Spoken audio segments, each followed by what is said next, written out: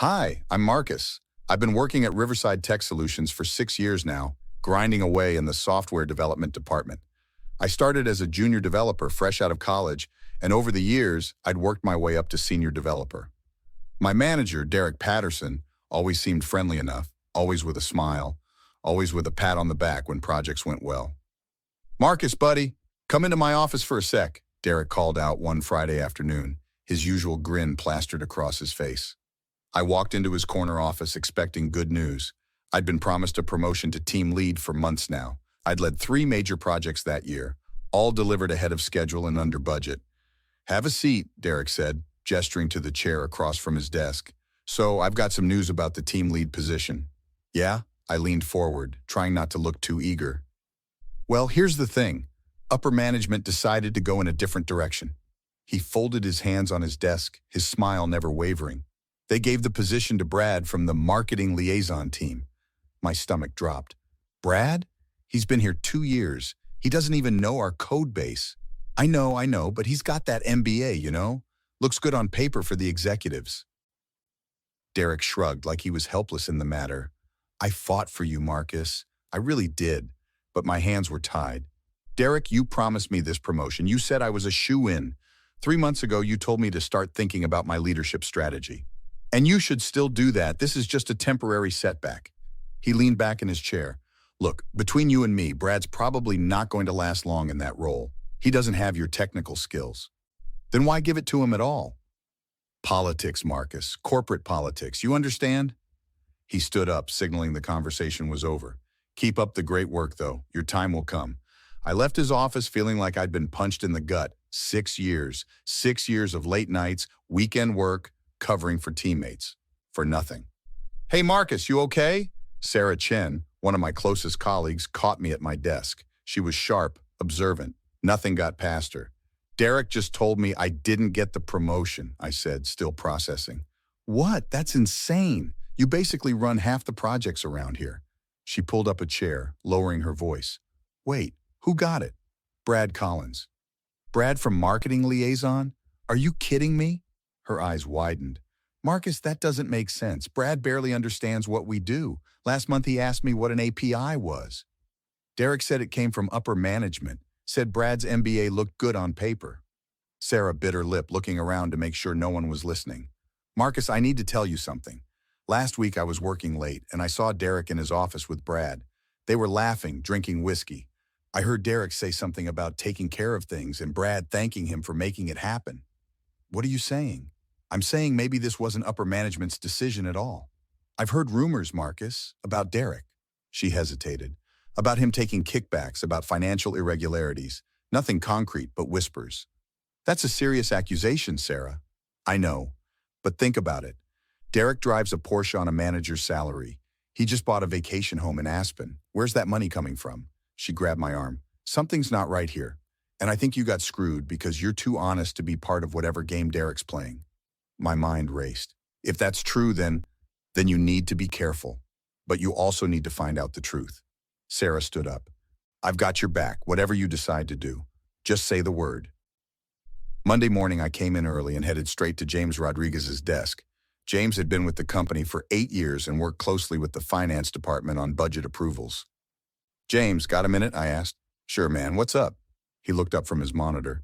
I need to ask you about something sensitive, about Derek. His expression shifted, becoming guarded. What about him? Do you know anything about irregularities in his expense reports or vendor payments? James leaned back, crossing his arms. Why are you asking? Because I think he's dirty, and I think it cost me my promotion. Marcus, be careful. Derek's been good to me.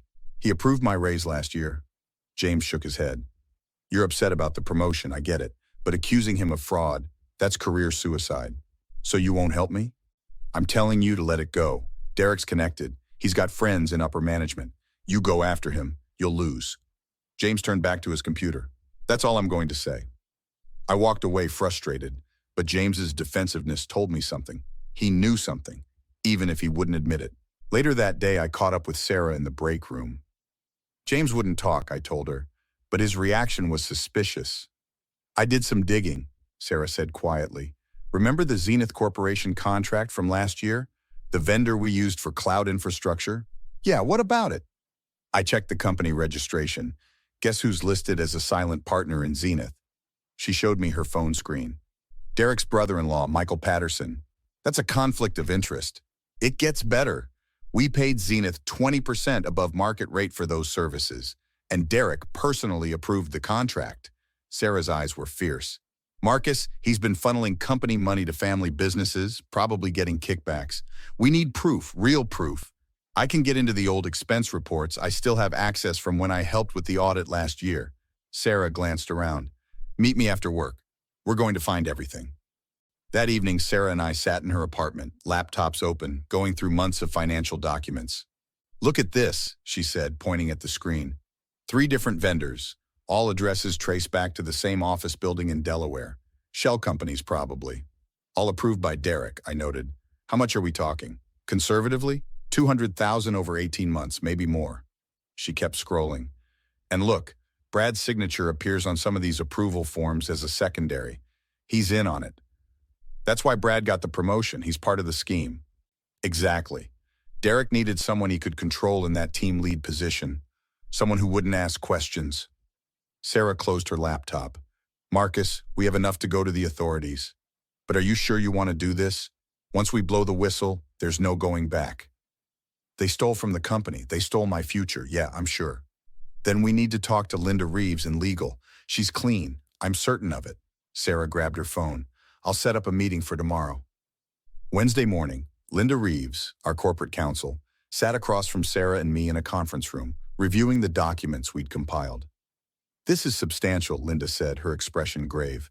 I'm going to need to involve external auditors and potentially law enforcement. Do it, I said. Marcus, you understand Derek will know you're behind this once the investigation starts? I don't care. What he did was wrong, Linda nodded. I'll make the calls today. In the meantime, don't discuss this with anyone else, and document everything. Any interaction with Derek, any threats, anything unusual. You think he'll retaliate? People facing serious consequences can become unpredictable. Be careful. She gathered the documents. I'll keep you both updated on the investigation's progress. But Derek found out faster than we expected. That afternoon, he stormed into my cubicle. My office. Now, he snarled. I followed him, and he slammed the door behind us. You've been digging into my files. You've been talking to people about me. His face was red, veins bulging in his neck. Who the hell do you think you are? Someone who's tired of watching you steal. Steal? I built this department. Everything we have is because of my leadership. He pointed a finger in my face. You're just bitter about the promotion. This isn't about the promotion anymore, Derek. This is about fraud.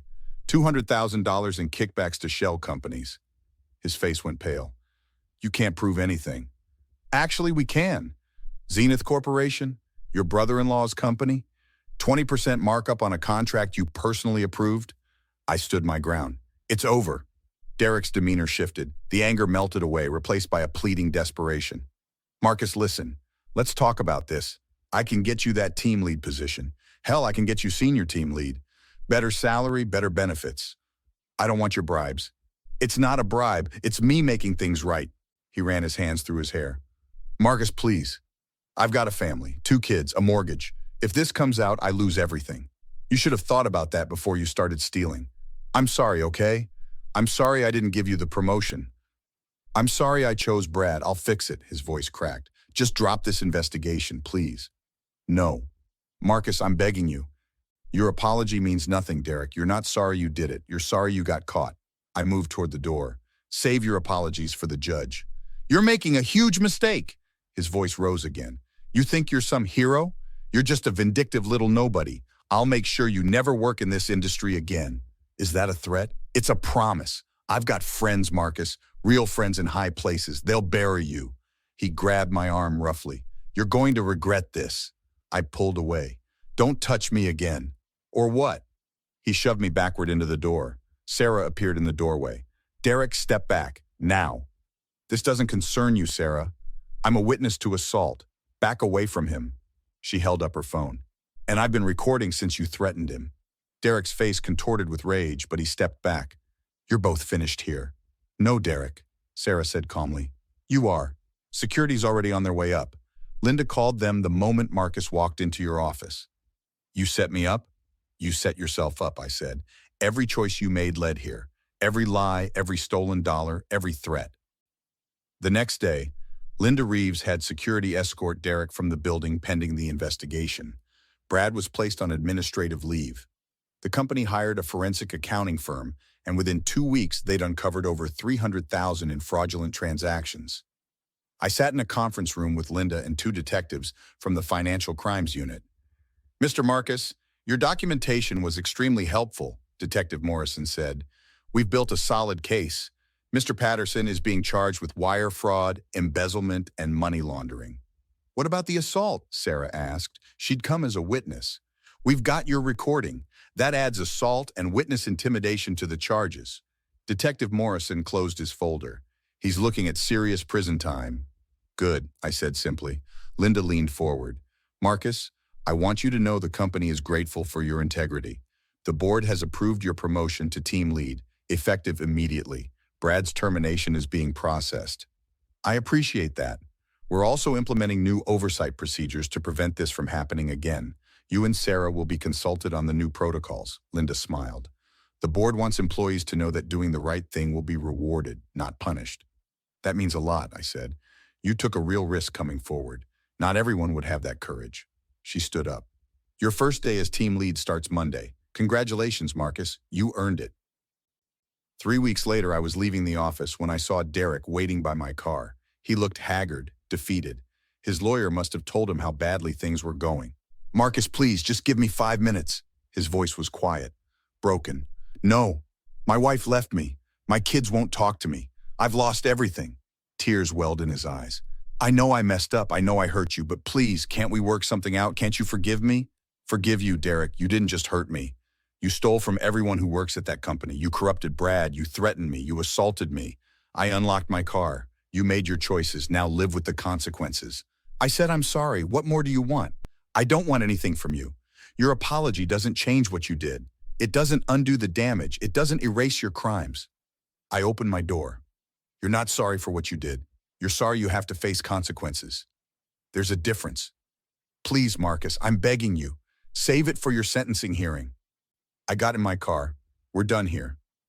As I drove away, I saw him in my rearview mirror, standing alone in the parking lot.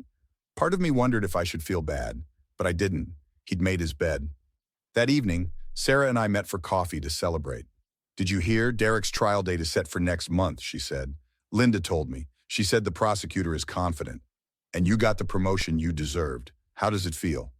"Honestly, it feels like justice." I took a sip of my coffee. "I'm just glad we didn't let him get away with it." "We make a good team," Sarah smiled. "Team lead Marcus has a nice ring to it." "Couldn't have done it without you. Seriously, Sarah, you put yourself at risk too. That's what friends do. Besides, someone had to stand up to him." She raised her cup. "To integrity." "To integrity," I echoed. "So what now? Now that the dust is settling?" "Now, I do my job with integrity. I build a team that respects honest work, and I make damn sure nobody ever pulls something like this again." I raised my cup again. "To doing the right thing, even when it's hard." "To doing the right thing," she echoed. Derek Patterson was sentenced to 6 years in federal prison and ordered to pay full restitution. Brad took a plea deal for 3 years probation. Me? I'm still at Riverside Tech, leading my team, knowing that sometimes the good guys do win. Have you ever had to stand up against corruption at your job? What would you have done in my situation? Drop a comment below, and if you enjoyed this story, hit that like button and subscribe for more true revenge stories.